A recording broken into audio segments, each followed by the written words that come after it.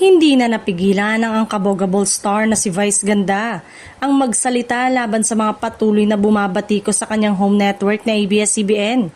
Sa gitna ng mga usap-usapan at isyong kinakaharap ng kumpanya, pinili ng komedyante at TV host na ipahayag ang kanyang paninindigan. Sa isang TikTok live nitong Biyernes, April 17, diretsahan niyang ibinahagi ang kanyang saloobin tungkol sa mga kritiko ng network. Hindi nito napigilan ang kanyang emosyon at mariing pinagsabihan ang mga umaatake sa ABS-CBN, bagay na agad umani ng attention online. Yung mga umaaway doon sa ABS-CBN, huwag kayong loko-loko sa akin, ani Vice.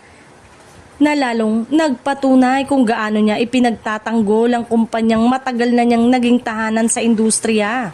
Ayon pa kay Vice, bagamat siya ay nagpahinga at pansamantalang nawala sa eksena, hindi ito nangangahulugan na wala siyang pakialam sa nangyayari sa network.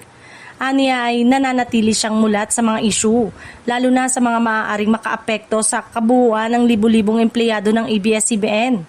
Samantala, kapansin-pansin na tila nakatulong ang kanyang naging pahinga upang makabawi ng lakas.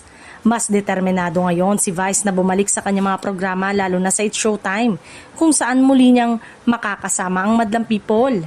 Sa katunayan, ikinatuwa ng maraming tagahanga ang pagbabalik nito ngayong araw sa It's Showtime. Ikinatuwa ng madlang people. Para sa marami, senyales ito na handa na muling magpasaya si Vice Ganda habang patuloy ding ipinaglalaban ang kanyang minamahal na network.